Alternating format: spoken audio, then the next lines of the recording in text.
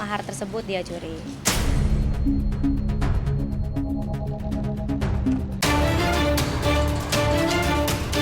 Di tengah proses cerainya yang berkepanjangan serta kasus lain yang dihadapi, Cikita Meidi kini malah disibukkan mencari keberadaan suaminya Indra Aditya. Ya, sejak 4 bulan lalu, Indra hengkang dari rumah yang dia tempati bersama Cikita Meidi dan putranya. Selama itu pula, Cikita tidak pernah bertemu dan berkomunikasi dengan Indra, yang secara hukum negara masih berstatus suaminya. Keluarga saya emosi karena kan kami nanya Indra ada di mana, mereka diam aja.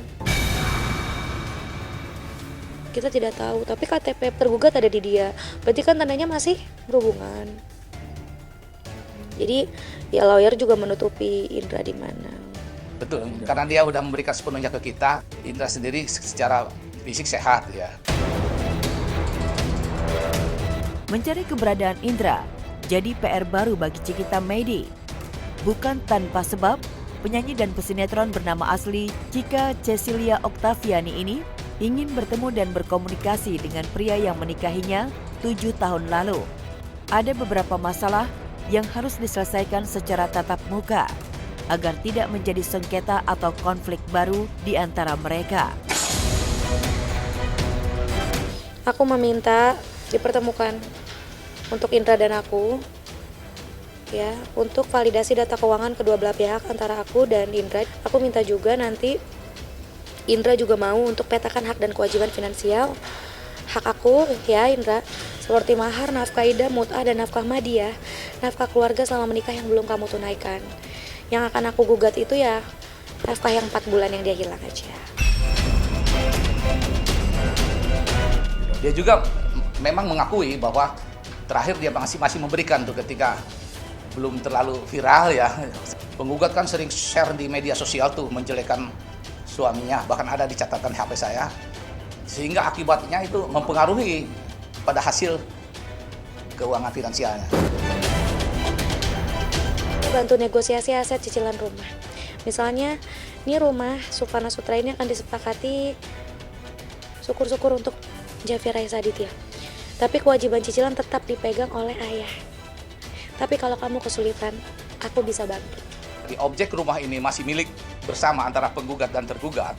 Berarti kan ketika nanti diputus perceraian pun, ya bukan berarti rumah objek itu milik Cikita sepenuhnya.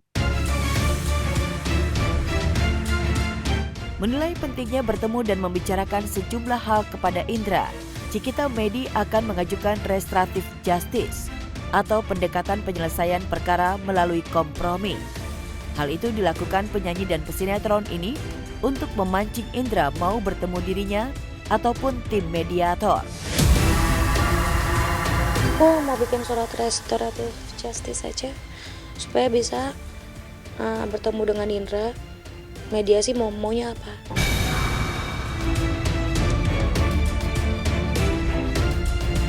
Jadi surat restoratif justice ini karena aku posisinya pelapor dan terlapor, dan kayaknya kelihatannya suami aku takut dan lawyernya juga udah mulai takut juga.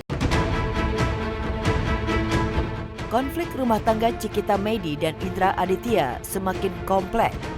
Berawal dari adanya tudingan selingkuh dan menggelapkan harta yang ditujukan kepada Indra, Cikita Meidi melayangkan gugatan cerai ke Pengadilan Agama Tiga Raksa Tangerang.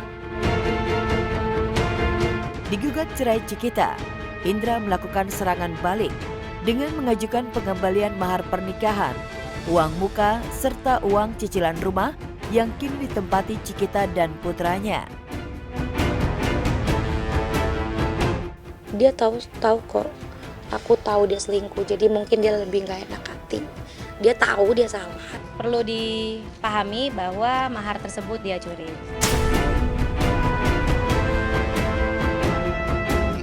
Uang mahar itu sebenarnya mas kawin yang disetetkan di dalam kami itu barang itu udah dijual karena ada kekurangan uang muka, si tergugat ini minta izin dong ke penggugat untuk menjual mas kawin. Selain berperkara di Pengadilan Agama, Pasutri yang menikah pada 8 Juli 2018 ini juga saling melapor ke polisi. Indra melaporkan Cikita dengan tuduhan melakukan kekerasan dalam rumah tangga. Kita Medi sudah beberapa kali dipanggil oleh pihak kepolisian, selalu tidak hadir. Karena unsur untuk KDRT-nya sudah terpenuhi. Setelah kejadian yang dia bilang kita ribut-ribut, ada unsur KDRT-nya, ya. Kita itu sudah ada musyawarah dan sudah baik. Kenapa dia lapor ketika sudah baikan? Tak mau kalah, Cikita melaporkan Indra ke polisi dengan 2 tudingan sekaligus, yakni pengancaman dan judi online. Gitu, jadi terkait laporan aku terhadap dia mengenai pengancaman dan juga judi online yang membuat chatting pengancaman terhadap aku, yang dia mau memberikan aku sanksi 40 miliar jika aku tidak mengikuti apa katanya. Kedua juga pengancaman hilang nyawa jika aku tidak memberikan privacy dalam kehidupannya. Aku kalau ngomongin Indra tuh lemes.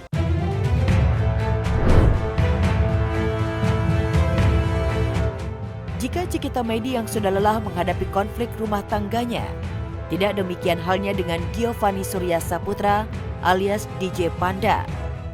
Menjalani pemeriksaan perdana dalam kasus dugaan pengancaman yang dilaporkan mantan kekasihnya, selebgram Erika Karlina di Polda Metro Jaya.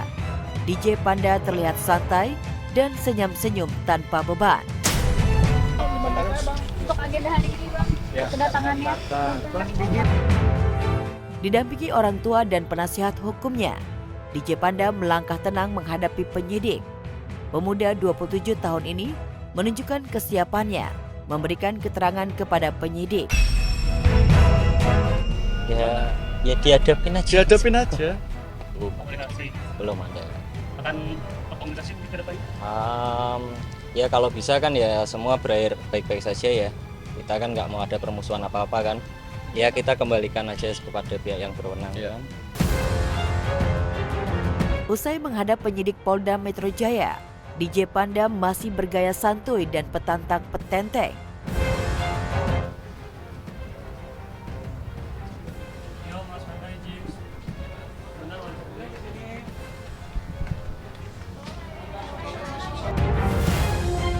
Namun ketika disodori pertanyaan oleh awak media, DJ Panda tak banyak bicara dan menyerahkan kepada penasihat hukumnya. Kita ikuti prosedur hukumnya aja ya. Udah, itu aja. Nggak usah. Sama kuasa hukum saya aja. Nanti kalau udah selesai ya. Kita pertanyaan. Gimana? Ikutin aja kasusnya pasti akan. Melakukan pengasahan benar nggak Mas Anda? Keterangannya nanti. Ya. Mana sih? Udah bisa komunikasi nih kan? Ada pertanyaan Bang. DJ Panda diseret ke ranah hukum oleh Erika Karlina pada Juni lalu. Langkah hukum diambil Erika akibat akumulasi rasa sakit hati dan merasa teraniaya atas perlakuan DJ Panda kepada dirinya dengan pasal pengancaman. Aku melaporkannya di bulan Juli juga, cuman tanggalnya itu aku lupa. Yang jelas sebelum podcastnya Om. Aku cuman datang untuk melanjutkan proses hukum yang emang sudah berjalan, ngasih bukti-bukti juga. Dari cinta menjadi benci, begitulah yang dirasakan Erika Karlina kepada DJ Panda. Perlakuan DJ Panda yang tak pantas dibalas Erika dengan laporan ke polisi untuk memberi pelajaran dan efek jera kepada mantan pacarnya. Erika memberikan bukti-bukti yang membuat DJ Panda tak bisa berkutik. Aku melaporkan minta perlindungan hukum karenanya ada ancaman yang membahayakan janin aku. Kalau tidak, pasti sampai kapanpun ini tidak akan terekspos. Saya benar-benar salah sudah melontarkan kata tersebut. Sekali lagi saya minta maaf untuk Erika karena saya ceroboh dalam berkata-kata dan saya menyakiti hati Erika atas semua kecerobohan saya.